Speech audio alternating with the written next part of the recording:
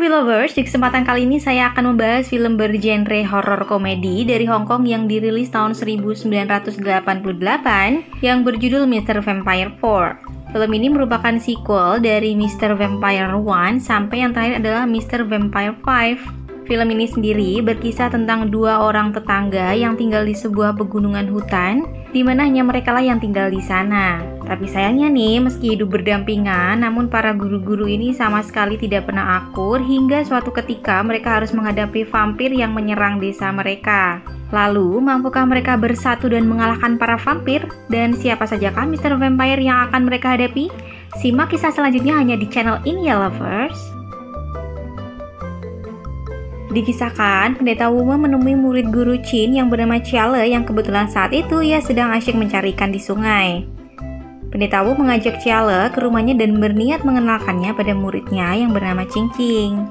Nah, sesampainya di rumah nih, Chiale tidak tahu kalau yang akan dikenalkan kepadanya itu adalah seorang wanita. Tiba-tiba, Chiale menggendong badan Qing Qing dan tanpa sengaja ia memeluk dan memegang dada Qing Qing.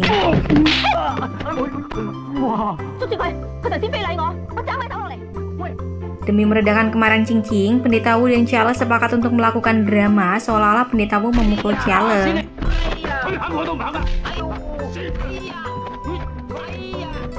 Namun sayangnya akting mereka gagal karena buku di dalam perut Chiale tersingkap dan jatuh ke lantai. Pendeta Wu kembali mengajak Chiale berakting untuk membuat Qing Qing percaya bahwa Pendeta Wu benar-benar menghukumnya. Qing Qing pun meminta Pendeta Wu untuk memotong tangan Chiale dan akhirnya akting mereka terbongkar.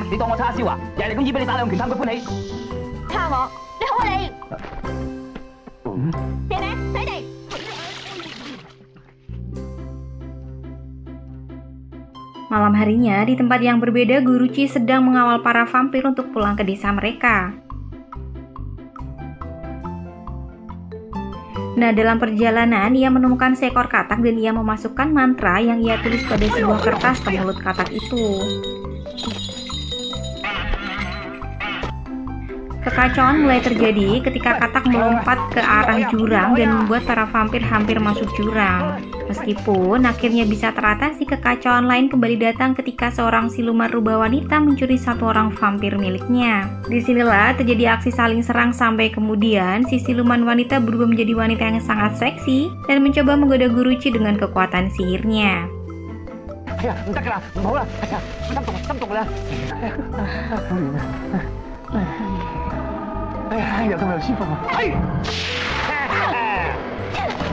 Meskipun tergoda dengan kecantikan siluman tersebut, Guru Qi akhirnya berhasil membunuhnya dan kembali melanjutkan perjalanannya. Keesokan harinya, Guru Qi dan semua vampirnya tiba di depan rumahnya. Tapi, setibanya ia di rumah, Guru Qi memanggil-manggil Chiale untuk membukakan pintu.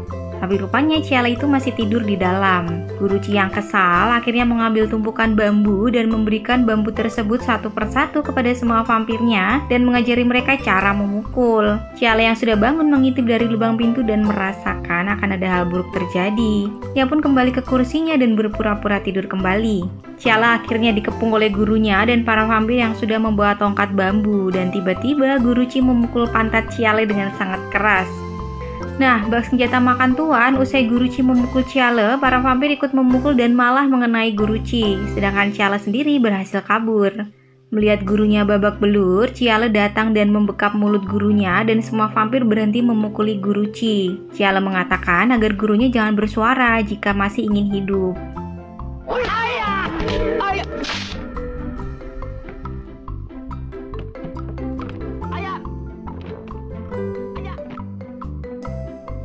Chiale kabur keluar dan diikuti oleh semua vampir yang melompat-lompat mengejarnya, dan Chiale akhirnya berhasil membawa para vampir masuk ke sebuah ruangan khusus dan melepaskan mantra serta menggantinya dengan yang baru.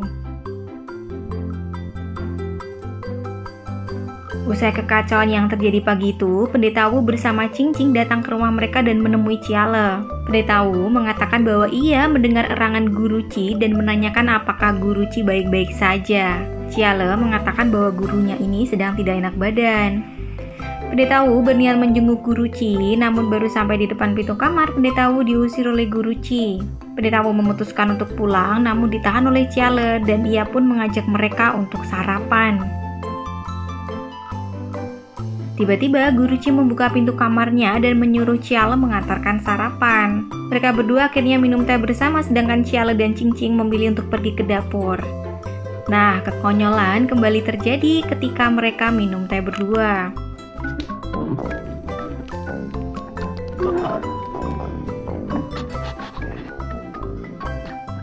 Usai minum teh, mereka kembali saling mendorong meja satu sama lain. Dan Pendeta Wu berhasil mendorong Guruci ke sebuah pohon kaktus dan inilah yang terjadi.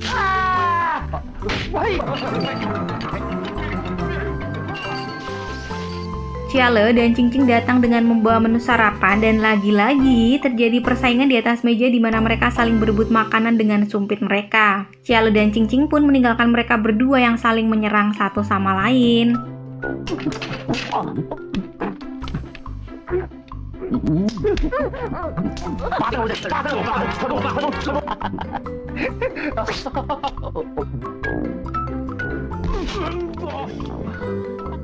Pendeta Wu akhirnya memilih untuk pulang setelah Guru Wu menendang biji salak Pendeta Wu dan Guruci sendiri tertawa terbahak-bahak dan menikmati kemenangannya.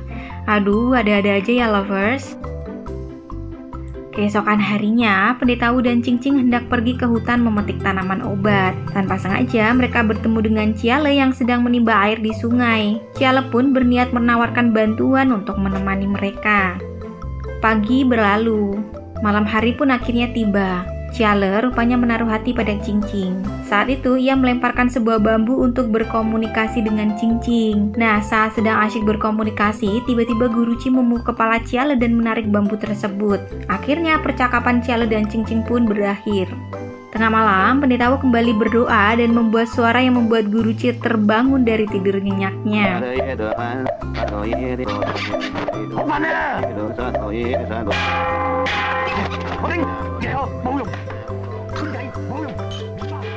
Ia pun mendatangi rumah Pendeta Wu dan menanyakan kepadanya berapa harga rumah Pendeta Wu. Karena Pendeta Wu menolak permintaan Guruci, ia pun pamit pulang. Namun bukan Guruci jika ia tidak memiliki banyak akal. Sebelum pulang, Guruci meminta sebuah patung boneka kepada Pendeta Wu dan meminta Pendeta Wu untuk memberikan tanda tangan. Tapi Pendeta Wu menolak dan malah memberikan stempel cap jempol di patung boneka tersebut. Diam-diam, Ciale mengamati dari kejauhan apa yang dilakukan dua orang tersebut. Ciale menanyakan pada gurunya perihal patung boneka yang dibawa gurunya, tapi gurunya malah menyuruh Ciale untuk menyiapkan altar. 師傅啊，你唔係想整蠱大？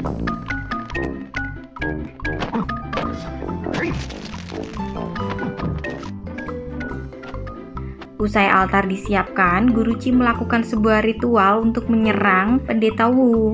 Nah, di tempat lain, Pendeta Wu mulai bereaksi dan melakukan gerakan-gerakan konyol dan salah satunya adalah mencabut giginya menggunakan tang. Cingcing yang panik melihat tingkah gurunya, kemudian melompat dan mengambil bawang putih yang tergantung di atap rumah dan memasukkan dengan paksa bawang putih ke mulut Biksu Wu.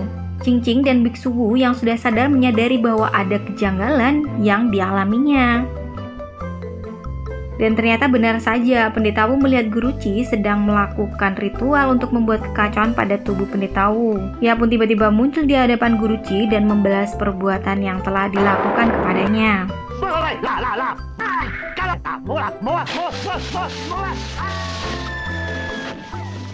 Ciale yang melihat hal tersebut memohon pada Cingcing untuk memaafkan tindakan gurunya, tapi Cingcing menolak sampai Guruci mau mengakui kesalahannya. Awalnya Guruci menolak, namun akhirnya ia menyerah dan mengakui kesalahannya. Pendeta Wu dan Cingcing akhirnya pulang dan mengatakan pada Ciale jika gurunya ingin pulih, ia harus meminum 1 galon minyak. Ciale pun bergegas memberi gurunya minyak dan menyuruhnya untuk segera menghabiskannya. 師傅，繼續啊，多少少咋？嚟，快啲飲埋佢。我而家係我啦。 Esok paginya, desa mereka kedatangan rombongan dari istana dengan membawa peti berlapis emas di mana di dalamnya berisi vampir. Kebetulan, Tao sendiri mengenal dengan baik Pendeta Wu dan Guruci. Ia pun mampir ke desa mereka selain beristirahat juga meminta beras ketan pada Guruci. Usai memperoleh beras ketan, rombongan istana kembali melanjutkan perjalanan mereka menuju ibu kota kerajaan. Namun sayangnya, hujan deras tiba-tiba mengguyur rombongan istana saat tengah di hutan. Akibatnya, mereka terpaksa harus membangun tenda dan beristirahat sejenak di tengah hutan hingga hujan reda. Namun, hal tidak terduga pun terjadi. Saat para prajurit sibuk mendirikan tenda, tinta mantra yang melilit peti tersebut mulai luntur terkena air hujan. Tao sendiri sebetulnya sudah meminta pada pelayan kerajaan untuk mendahulukan petinya. Namun, si pelayan menolak dan mendahulukan pangeran masuk ke tenda. Mereka akhirnya mendorong peti masuk ke dalam tenda, sedangkan tinta mantra yang melilit peti pun sudah mulai luntur semua. Seiring lunturnya tinta mantra, hujan yang tadinya deras tiba-tiba berhenti dan muncul petir yang menyambar para prajurit di sekitar peti.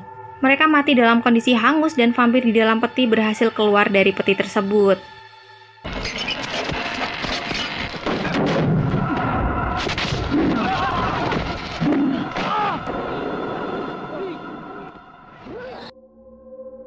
Vampir pun mulai menyerang satu persatu rombongan istana termasuk Tao berusaha melawan vampir bersama dengan para pengawal istana yang masih hidup.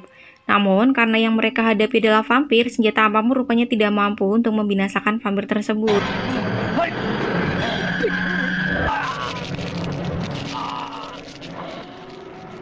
Malam itu, manusia yang tersisa tinggal sang pangeran, pengawal pribadi, dan Tao sendiri. Tao menyuruh pengawal membawa pangeran untuk berlari menyelamatkan diri, sementara ia berusaha menghadapi vampir tersebut sendirian.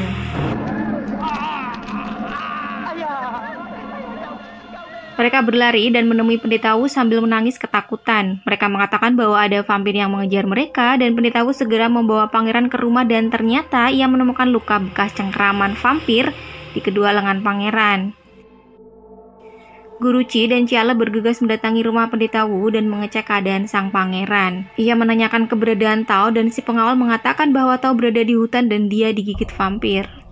Guru Qi bersama Pendeta Wu segera bergegas ke hutan dan mereka menemukan Tao yang hampir menjadi vampir. Tao sendiri meminta pada Guru Qi untuk segera membunuhnya sebelum ia betul-betul berubah menjadi vampir.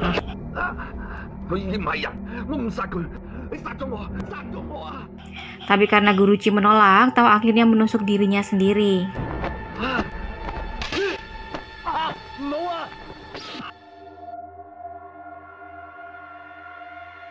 Di tempat yang berbeda, Qingqing dan Ciala melakukan tugas mereka masing-masing untuk mengobati dan menjaga sang pangeran. Hal konyol pun terjadi ketika Ciala melihat Qingqing mencium kening pangeran yang kebetulan demam. Ciala berpura-pura mengigau dan meminta untuk dicium sampai akhirnya datanglah si pengawal dan memberikan napas buatan pada Ciala tanpa ia ketahui.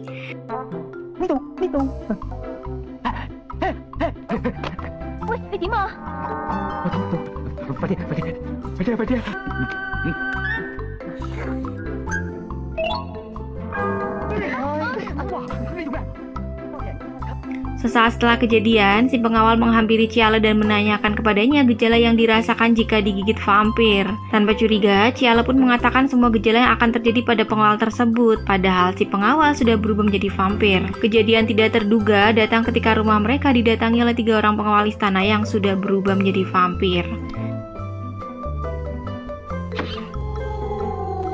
Ciala dan Qingqing bersembunyi di balik pintu kertas yang sudah ia lubangi bersama pengawal istana yang sudah berubah menjadi setengah vampir tanpa mereka sadari. Para vampir istana akhirnya berhasil masuk ke dalam rumah Pendeta Wu.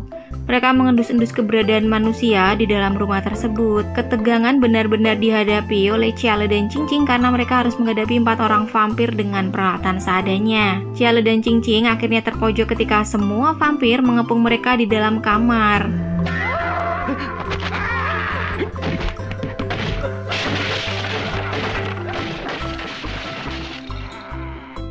Kekonyolan kembali terjadi ketika Ciala dan Qingqing menyamar layaknya vampir, namun sayangnya upaya mereka ini gagal karena terbongkar. Para vampir akhirnya bisa teratasi setelah Guru Qi dan Pendeta Wu datang dan menghabisi mereka satu persatu.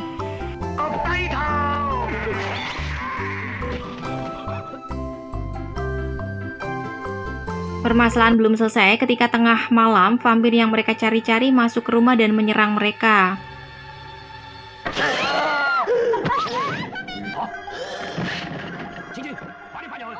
Pendeta Wu dan Guru Qi bersama-sama menghadapi vampir yang jahat yang rupanya sangat kuat. Si vampir pun berhasil kabur keluar usai Guru Qi berhasil melumpuhkan kedua mata vampir. Guru Qi dan Pendeta Wu memutuskan untuk mencarinya, sedangkan Ciala dan Qingqing melindungi pangeran dari kejaran vampir. Di dalam gudang, Ciale dan Cing Cing sibuk mengolesi lantai kayu dengan gulali supaya vampir tidak bisa masuk. Padahal tanpa mereka sadari, vampir yang mereka hindari sedang berada di bawah dan mengintai mereka.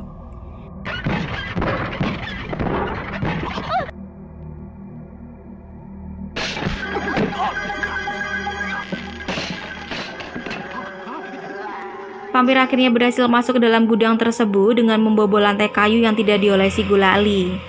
Mereka bertiga berusaha kabur, tapi apesnya mereka menginjak lantai yang sudah diolesi gulali sebelumnya.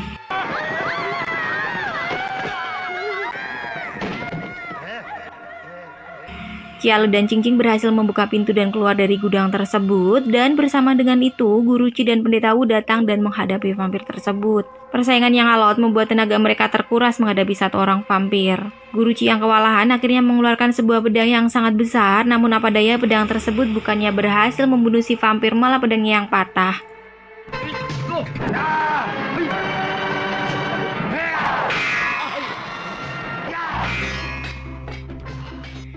Guruci tidak patah semangat, ia berdoa dan meminta kepada leluhurnya untuk diberi kekuatan super. Nah, tidak berselang lama tubuh Guruci berubah menjadi atletis dan membuat si vampir langsung tidak berdaya.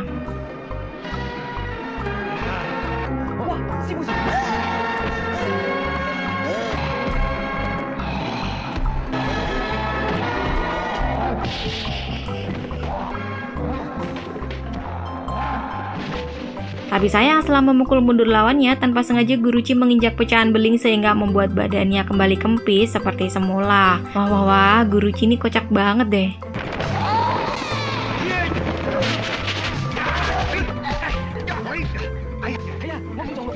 Pada akhirnya, satu-satunya jalan terakhir yang mereka tempuh adalah dengan memberikan semua macam ramuan racun yang mereka miliki, termasuk memasukkan seekor ular ke mulut si vampir. Tidak berselang lama, tubuh vampir meledak dan mengeluarkan cairan berwarna hijau di sekujur tubuhnya. Cerita pun berakhir dengan hancurnya tubuh vampir karena racun.